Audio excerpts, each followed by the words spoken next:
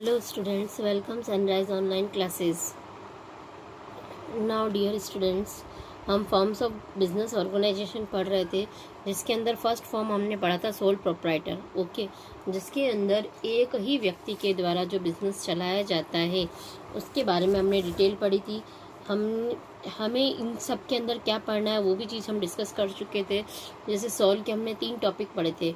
Definition तो होती है, उसके अलावा कैरेक्टरिस्टिक्स या नेचर, साथ में मेरिट या डीमेरिट। उसी तरह हमें हिंदू अनडिवाइडेड फैमिली बिजनेस है, इसका भी वही 4 टॉपिक हो जाएंगे। एक तो पहली डेफिनेशन, फिर इसके फीचर्स, मेरिट एंड डीमेरिट, इतना ही हर एक के बारे में है।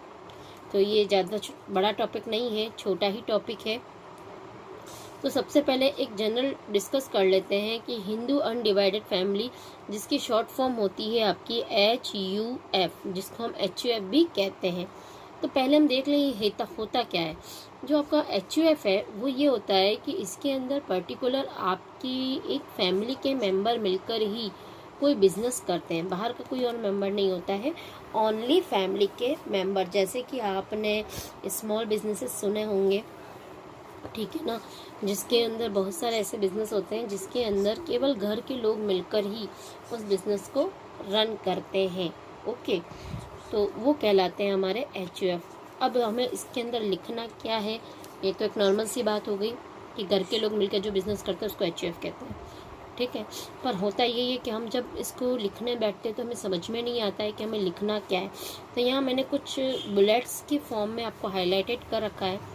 ऐसा बुलेट्स का फॉर्म आपको एग्ज़ाम में नहीं लिखना है, मैंने आपको थोड़ा पॉइंट में करके बता दिया है ताकि आपको याद करने में ईजी हो जाए कि HUF के बारे में हमें क्या क्या लिखना चाहिए और आपको क्या क्या नॉलेज होनी चाहिए। क्योंकि अगर पॉइंट्स में आपको पता रहेगा तो आपको मैटर क्रिएट करने में ज़्यादा समय नहीं लगेगा और आपकी कॉपी का डिस्क्रिप्शन भी थोड़ा भरा भरा रहेगा, ठीक है। तो सबसे पहली बात हम क्या दिखेंगे इसके अंदर, it is the oldest form of business organization. यह सबसे पुराना, मतलब बहुत पुराना फॉर्मेशन है बिजनेस का, ठीक है ना। Which is found in only in India, ये कहाँ होता है, केवल इंडिया में। आउट ऑफ इंडिया कहीं भी इस तरीके का HUF कोई भी बिजनेस नहीं चलता। It is governed by provision of the Hindu law, the Hindu succession act 1956। ये किसके द्वारा रेगुलेट हो रहा है, कौन सा एक्ट है, वो है द हिंदू सक्सेशन एक्ट 1956। इस एक्ट का क्वेश्चन भी 1 नंबर में पूछा जा सकता है। The basis of membership is the business is birth in the particular family. इसके अंदर मेंबरशिप आपको कैसे मिल सकती है, आप उसकी फैमिली में, मतलब जिसका भी उस फैमिली में जन्म हो जाता है उसको ऑटोमेटिक मेंबरशिप मिल जाती है। ओके, मेंबरशिप के लिए कोई अलग से कोई रेगुलेशंस नहीं होते हैं, क्योंकि फैमिली मेंबर मिलकर ही ये बिज़नेस चलाते हैं। तो जो भी उस फैमिली में जिसका भी जन्म होगा, ओके, तो वो ऑटोमेटिक उसका मेंबर बन जाएगा। The business is managed and controlled by the oldest member of family. ये जो बिजनेस होता है वो मैनेज और कंट्रोल किसके द्वारा किया जाता है, सबसे ओल्डेस्ट मेंबर, जो उस घर का सबसे बड़ा मुखिया है, उसके द्वारा ही इसको मैनेज किया जाएगा या कंट्रोल किया जाएगा। इज नॉन एज कर्ता, ये नाम आपको याद रखना है, ये बार बार आगे भी इसके डिस्क्रिप्शन में आएगा। उस जो परिवार का हेड होता है या मुखिया होता है उसको हम क्या कहते हैं, कर्ता, ठीक है ना। And remaining member are known as co partners. Okay, बाकी मेंबर ये कहलाते हैं co-partners. There are 2 system under the Hindu law. इसके अंदर HUF जो चलता है वो 2 पार्ट में चलता है, ये बहुत इंपॉर्टेंट है, इसको थोड़ा सा ध्यान से समझना। एक होता है दयाभाग सिस्टम, दूसरा होता है मिताक्षरा सिस्टम। ये दोनों ही डिटेल पूछी जाती है, what is the Dayabhaga system and what is the Mitakshara system, इसके ऊपर भी आपका क्वेश्चन बनता है। तो दयाभाग सिस्टम है क्या, इजी है। This system privilege in the West Bengal only. Under this system both male and female member of the family are allowed be co partners. Okay, इसका मतलब क्या है कि ये वाला जो दया भाग वाला सिस्टम है ये केवल वेस्ट बंगाल में ही अप्लाई होता है, इसके अलावा कहीं अप्लाई नहीं होता। ये तो रही पहली बात। दूसरा बात, इसके अंदर मेल और फीमेल दोनों भी को पार्टनर्स होते हैं। इट मीन्स वहाँ पर जो लोग मेंबर हैं उनको, उन मेंबरों को क्या होगा, उनको ये सैलरी मिलेगी, उनको जो भी बिजनेस में प्रॉफिट हो रहा है तो उस प्रॉफिट का कुछ पार्ट उन्हें मिलेगा ना। तो वो जो पार्ट होगा वो मेल और फीमेल दोनों में इक्वली आएगा।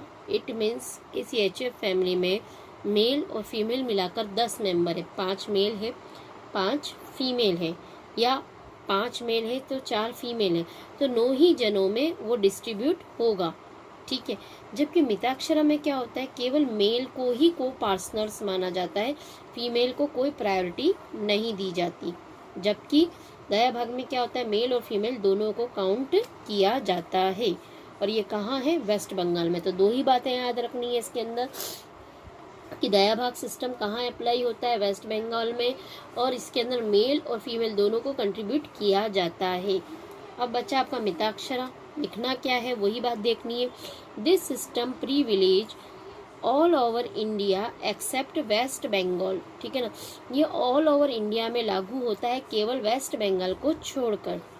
Under this system only male members are allowed to be a co partners, है ना, इन द बिजनेस। यहाँ पर जो प्रॉफिट का डिस्ट्रीब्यूशन होता है वो मेल मेंबर्स में ही होता है, फीमेल को काउंट नहीं किया जाता। ओके, तो ये तो था आपका मिताक्षरा। ये दोनों ही आपको बहुत अच्छे से लर्न करने हैं। क्वेश्चन देखा जाए तो बहुत ज़्यादा चांस है इसके ऊपर क्वेश्चन बनने के, 1-1 नंबर के, है ना। अब बात करते हैं हम फीचर्स की। ठीक है ना, एचयूएफ के फीचर्स क्या हैं, जिसको मैंने थोड़ा पिक्टोरियल बता रखा है। 5 तरह के फीचर हैं आपके, formation, liability, control, continuity and minor member. देख लेते हैं इसकी डिटेल। सबसे पहले जो फीचर है वो है फॉर्मेशन। ये एचएफ बनता कैसे है, तो उसके बारे में हमें 3 बातें याद करनी है। सबसे पहली बात, ये इसकी जो परमिशन होती है वो किसके, कौन से लॉ के द्वारा होती है, हिंदू सक्सेशन एक्ट 1956। ठीक। दूसरी बात, फॉर्मेशन के लिए हमें 2 मेंबर की रिक्वायरमेंट होती है। ठीक। तीसरी बात, कोई एग्रीमेंट की हमें ज़रूरत नहीं है, no need for any agreement between family member. Okay, क्यों एग्रीमेंट की ज़रूरत नहीं है, क्योंकि इसकी मेंबरशिप एज ए बर्थ से ही मिल जाती है। कैसे मिलती है, बर्थ से ही। तो फॉर्मेशन कुल मिलाकर 3 तरह का हो जाता है। पहला तो हमें एक्ट लिखना है, दूसरा 2 मेंबर होने चाहिए, और तीसरा मेंबरशिप के लिए कोई फॉर्मेशन एग्रीमेंट की रिक्वायरमेंट नहीं है।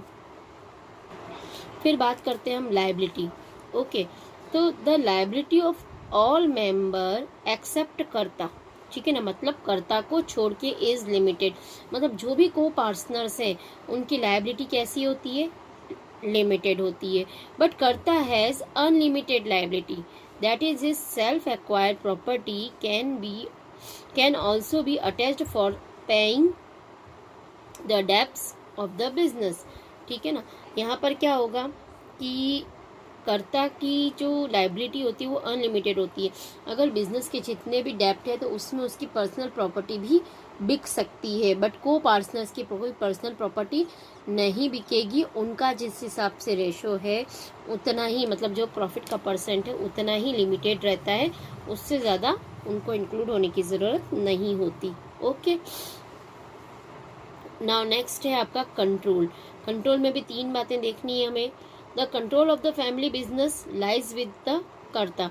उसका कंट्रोल किसके द्वारा किया जाता है, कर्ता के द्वारा होता है। क्यों, क्योंकि he is the authorise to manage the business, क्योंकि वो उसका ऑथोराइज्ड पर्सन है। क्योंकि एचयूएफ में रूल बना हुआ है कि जो भी ओल्डेस्ट पर्सन है वो ही उस बिजनेस को कंट्रोल करेगा। ओके, या उसके द्वारा ही मैनेज किया जाएगा। He take all decision and his decision are binding on the other member. सारे डिसीजन लेने का अधिकार उसी को ही होगा, उसी के पास पावर होंगी, और दूसरे लोग हैं वो उसके लिए बाइंडेड रहेंगे कि जो वो कहेगा उनको वैसा ही करना है।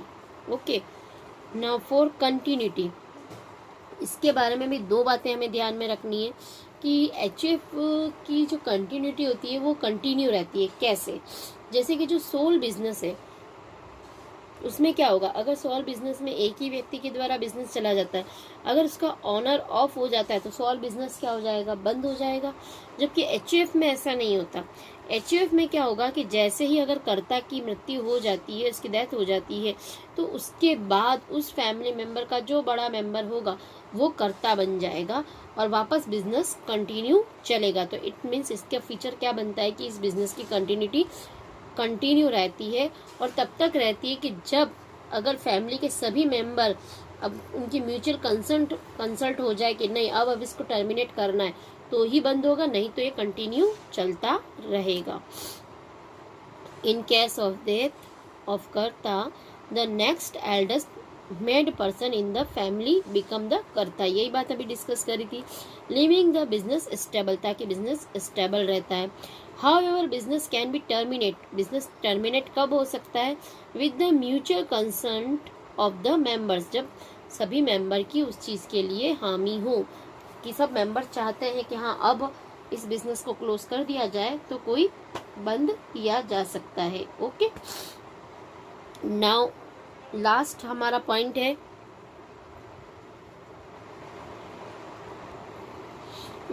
हमारा माइनर मेंबर। इसके अंदर हम पहले डिस्कस कर चुके हैं कि मेंबरशिप कब से मिल जाती है, बर्थ से ही। मेंबर क्या हो सकता है, माइनर भी हो सकता है, ठीक है ना। Minor can also be member of the business as inclusion of an individual into the business occur due to birth in the family. जैसे उसका उस फैमिली में जन्म हो जाता है, उसको ऑटोमेटिक मेंबरशिप मिल जाती है, तो एक माइनर मेंबर के रूप में भी वो प्रॉफिट कमा सकता है। ओके, नाउ नेक्स्ट है आपका topic merit and demerit. Okay, merit और डीमेरिट में देखते हैं, चार पॉइंट हमें पढ़ने हैं। चारों पॉइंट में पहले आपको मैं बता देती हूँ कि क्या क्या पॉइंट्स हैं आपके। Effective control, continuity, limited liability, increase royalty and cooperation. Demerit में देख लें, limited resources, unlimited liability, dominance of कर्ता, लिमिटेड मैनेजरल स्किल। ये दोनों ही चीज़ें अगर आपको फीचर्स अच्छे से समझ में आ गए हैं तो ये दोनों ही चीज़ की डिटेल आप अच्छे से कर पाएंगे और लिख भी पाएंगे। मेरी यहाँ एक रिक्वेस्ट है कि मैं हर एक चीज़ को यहाँ पिक्टोरियल बता रही हूँ। आप जब भी इन टॉपिक्स को पढ़ते हैं तो उन टॉपिक को पढ़ने के बाद इनके पॉइंट एक बार रफ कॉपी में ज़रूर लिख लें। तो अगर आपको पॉइंट्स याद हैं और वो पॉइंट समझ में आ गया तो डिटेल आप अपनी मन से बना सकते हैं, क्योंकि डिटेल बनाना कोई बड़ी बात नहीं, सिर्फ आपको समझ में आना चाहिए, ठीक है ना। यहाँ अभी एक मेन बात इसी में ये मान के चलिएगा कि एचयूएफ आप चला रहे हैं, ठीक है। तो एचयूएफ चलाने से आपको क्या क्या मेरिट हो सकती है और क्या क्या डीमेरिट हो सकती है, आप इस बारे में सोचेंगे तो आराम से आपको पॉइंट परमानेंट लर्न भी हो जाएंगे और आप लिख भी पाएंगे। तो सबसे पहले देखते हैं मेरिट। बीच एक चीज़ और कहना चाहूँगी कि जो बच्चे भी मेरा वीडियो देख रहे हैं प्लीज़ इसके कमेंट में एक बार यस मैम करके लिख दीजिए, ताकि मुझे ये पता चले कि ये बच्चे वीडियो देख रहे हैं और उन्हें ये चीज़ समझ में आ रही है। आपको नहीं समझ में आ रहा है तो आप नो मैम लिखें, कुछ भी कमेंट लिखें, पर कमेंट ज़रूर लिखें, जिससे मैं ये जज कर पाऊँ कि कितने बच्चों को वीडियो समझ में आ रहा है और कितने बच्चों को वीडियो समझ में नहीं आ रहा है। नाउ नेक्स्ट है आपका effective control. Centralise management in the hand of karta, help in discipline management. This avoid the conflicts among the member as no one can interfere with the right of to decide. इसका जो control होता है वो effective होता है। क्यों? क्योंकि जब हम 4 लोगों के डिसीजन लेंगे तो एक परफेक्ट डिसीजन नहीं होगा, दूसरा लेट होगा, ठीक है ना, तो वो चीज़ सेटिस्फाइड नहीं होती है। तो यहाँ कर्ता एक बार डिसीजन ले लेता है तो बाकी लोगों को सिर्फ उसको फॉलो ही करना है, तो इफेक्टिव मैनेजमेंट रहता है, किसी भी मेंबर की कोई इंटरफेरेंस इसमें नहीं होती। दूसरी बात कंटिन्यूटी, ये वाला पॉइंट हम उसमें डिस्कस कर चुके थे कि कर्ता की डेथ हो जाती है तो जो नया उसके बाद जो भी ओल्डेस्ट पर्सन होगा वो उसका कर्ता बन जाएगा, तो बिजनेस की कंटिन्यूटी कंटिन्यू रहेगी। तीसरा यहाँ पर जो पॉइंट है आपका लिमिटेड लायबिलिटी ऑफ मेंबर, ये आपका एज ए मेरिट भी है और डीमेरिट भी है, ठीक है। मेरिट किसके लिए हो गई? मेंबर के लिए। डीमेरिट किसके लिए हो गई? कर्ता के लिए हो गई। ओके, तो यहाँ पर मेरिट तो किसके लिए हो गई, मेंबर्स के लिए। डीमेरिट किसके लिए हो जाती है, कर्ता के लिए। तो मेरिट के लिए क्या रहेगा, the liability of co partner except the karta is limited to their share in family property. उन सब मेंबर की लायबिलिटी क्या होती है, लिमिटेड होती है। तो जो भी प्रॉब्लम फेस करनी है वो कर्ता को ही करनी है। ओके, नाउ नेक्स्ट है इंक्रीज रॉयल्टी एंड कोऑपरेशन। ठीक है ना, यहाँ पर क्या होगा कि उनकी रॉयल्टी इंक्रीज होगी और कॉपरेशन मिलेगा। क्यों, क्योंकि देखो जनरली अगर हम कोई भी बिजनेस करते हैं स्मॉल लेवल का, तो उसके अंदर हम क्या करते हैं, कोई सर्वेंट रखते हैं या कोई पार्टनर रखते हैं, तो एक हमारे मन में डाउट रहता है कि क्या ये काम उतनी लगन से करेगा, क्या ये इसको इस जो ये बिजनेस में काम कर रहा है वो उसके अपने बिजनेस की तरह काम करेगा, जो भी वो रॉ मटेरियल यूज़ कर रहा है क्या उसका सही यूटिलाइजेशन करेगा, है ना। ये सारे डाउट्स रहते हैं। जबकि फैमिली मेंबर होते हैं वो पल पल हर जगह क्या होता है, बचाने की कोशिश करते हैं कि नहीं, जो रॉ मटेरियल लग रहा है उसमें हमारा ही खर्चा हुआ है, अगर हम मन लगाकर काम करेंगे तो हम सबको प्रॉफिट ज़्यादा ही मिलेगा। तो यहाँ एक रॉयल्टी और कोऑपरेशन की बात आ जाती है। As the business is run by the member of the family there is a greater sense of royalty toward one other. ठीक है ना। So karta and non family member put their best efforts to increase the profit. तो यहाँ पर कर्ता और जो भी मेंबर होते हैं वो बेस्ट एफर्ट की कोशिश करते हैं ताकि बिजनेस को ज़्यादा से ज़्यादा हम एक्सपांड कर सकें।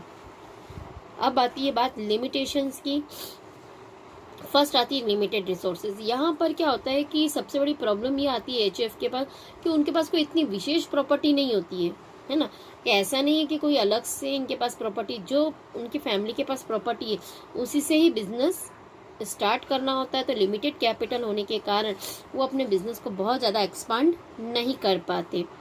The HUF business faces the problem of limited capital as it depend mainly on the ancestral property.